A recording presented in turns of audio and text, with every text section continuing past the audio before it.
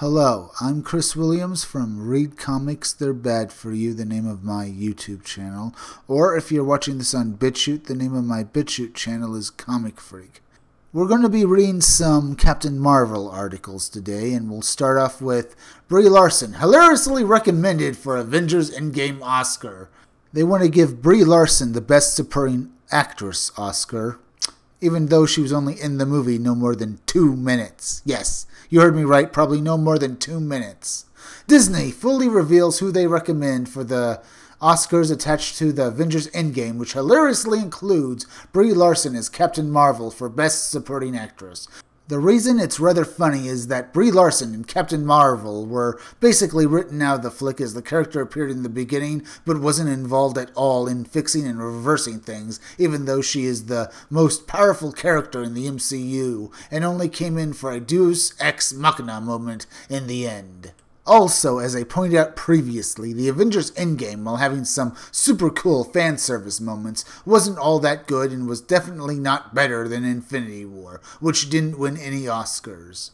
The fact that Disney probably expects to win for Best Picture and Best Actress with Brie Larson is probably because they paid off the Oscar committee so they could win these awards for this movie, because even though Brie Larson has won an Academy Award before, her performance in both Captain Marvel and Endgame were non-characters that no one could connect with. I mean, I don't see any little girl really basically looking up to Captain Marvel and seeing a hero. What I see when I look at Brie Larson is a mean feminist with permanent PMS, and is an actress in name only because her acting in Captain Marvel and Endgame was something truly dreadful to see, and I can't understand why anyone gave her an Academy Award. What's also funny is that Disney is not recommending the Captain Marvel movie for the Oscars, which wasn't all that good as well, and Captain Marvel 2, or the next MCU appearance for Brie Larson, also hasn't been announced or made known as of yet. Prior to the release of the Captain Marvel movie, Feige said she is the new face of the MCU going forward. The most powerful, the best-selling comic. Yeah, right, her comic is basically failing and is close to being cancelled. New leader of the Avengers, etc., etc. So where is she? Well, I hope she's somewhere where I don't have to see her, and the fact that she's probably the new leader of the Avengers is some of the worst news I've heard recently, and the fact that we will have to endure 5 more MCU movies with Brie Larson is the first signs that the MCU is going to crack and fall. No one is going to want to see movies with Brie Larson in it, especially if she continues to play Captain Marvel the way she did in the last 2 MCU movies. Here we come to the other article we're going to cover about Brie Larson today. Avengers Endgame's Captain Marvel vs. Thanos fight was a last-minute addition. The record-smashing Avengers Endgame not only capped off 10 years and 3 phases of Marvel movies, but now Disney is submitting the cast for Oscar consideration. The film's lengthy final battle featuring the Avengers vs. 2014 Thanos and his evil horde has also become a topic of endless exploration, like how co-writer Christopher Marcus recently admitted to the plot hole involving Captain America using Thor's hammer Mjolnir. Another fact revealed during Slash Film's exploration of the massive Endgame war was that Captain Marvel's toe-to-toe fight with the Mad Titan was a last-minute change to the script. The film's editor, Jeff Ford, said when Captain Marvel arrives, that was in the script from day one. The way she comes through the ship, we knew she was going to do that, but what we did alter and add and expand later, mostly because of how much we loved what Brie Larson was doing with the character, with air quotes with my fingers beside my head, was her fight with Thanos before he power punches her back. Now the guy continues, but what I can see here is that everyone on the cast and crew pretty much hated Brie Larson and were forced to use her in this movie against their will. If they had the chance, they probably would have killed her off. Probably in the most horrible way a PG-13 movie can do it. That or throw her into a closet and forget about her. Anthony Russo came up with the great idea. Ford stated this was a reshoot, by the way, at the last minute. He had the great idea that Thanos pulls the Power Stone out of the gauntlet and then he punches her with the raw Power Stone. That is a fantastic use of that prop and that story point, because that's what you want. And we had to find a way that he could sideline Captain Marvel for a minute, because she's so powerful, there's no way to do it. Yeah, because Captain Marvel would have gone back up and punched him down because she's so powerful, so you had to use the stone to knock her out. Now, I just wish Thanos just outright killed her with his raw strength without the gauntlet, because I still say Thanos could kill Captain Marvel. Just because she has power from one of the stones does not mean she's more powerful than Thanos, who is one of the most powerful beings in the Marvel Universe. But I'm just saying that because I outright hate Brie Larson's Captain Marvel. She's a worthless SJW mouthpiece for Brie Larson to shout her agenda politics at people, and I really hate that. Hey Brie, just because you're playing a superhero does not mean you're a real superhero. Neither does it give you the right to tell people how to live their lives.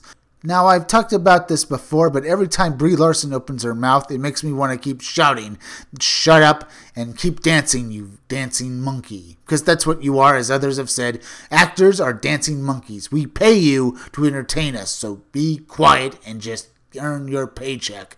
We don't want to know about you. We don't want you preaching to us, and we don't care what you do in your daily life. So shut up and just act if you're even capable of doing that.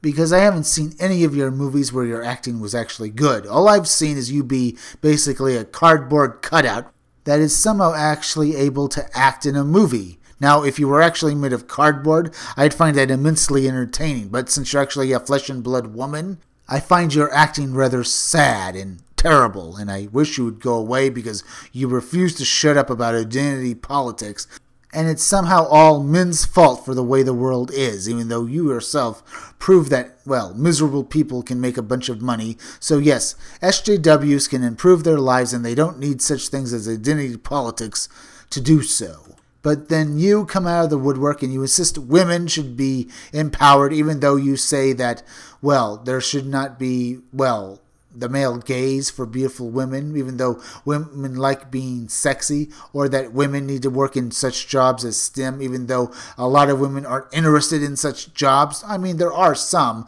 but not many. But you insist there should be more women in STEM. But that's a profession that women don't like, you stupid twit who can't act even though you've won an Oscar somehow. One day you're probably going to be out of Hollywood because whatever you have on Kevin Feige probably won't last forever, and I'll be thankful the day you're out of Hollywood and out of my hair and everyone's hair forever. We don't want to see your politics. We don't want to see you act the way you do in movies. We want to be entertained. We don't want you to talk down to us because you're rich and famous. We don't care. You only have that money because we want to see movies. And if you're not going to give us good movies, we're not going to go and see yours anymore. And the fact that Disney is probably going to buy you another Oscar is, well, more proof that we shouldn't go see your movies. You don't need this money because apparently Disney is going to give you all the money in the world. But one day Disney will run out of money. And they'll know that you're a money sink that should never have been allowed to act in any of their movies at all. I swear if you win Best Oscar for Avengers Endgame at the Oscars, you prove that no one should pay attention to any of the MCU movies going forward. Because looking back at Avengers Endgame, it doesn't deserve any Oscars. The movie was mostly just callbacks and a bunch of people being sad at points, while also beating down Thanos, who in the end basically gave the best punch in the world to Brie Larson's ego by having her Captain Marvel be beaten down like the dog that she is. It's too bad you can also turn her into a dog. I'd find her more preferable to be around if all she could do was bark. I mean, I'd rather be around a barking dog, one of those annoying Mexican chihuahuas doing yep, yep, yep, yep, than listen to Brie Larson. And I'm sure you all agree with me. Now, if you like this video, subscribe. Make sure you're still subscribed because YouTube is going around unsubscribing people, so make sure you're still subscribed. If you're watching my videos but you have not subscribed, please subscribe to me. Subscribe to my YouTube channel, Read Comics, They're Bad For You. Then go over to BitChute and subscribe to my BitChute channel, Comic Freak. Hit that bell for notifications, hit that like button, and leave some comments down below. And also, could you please share this video? Share it on Twitter and share it on Facebook. Share it anywhere you think it would do the most good, because YouTube is not going around promoting their YouTube creators anymore, and it would really help me if you could please share this video. And now it's plug-in time again. Keep checking back in future videos for more information on my own upcoming independent comic book Scumdogs. I'm Chris Williams, and I'll be back again tomorrow with another video or review.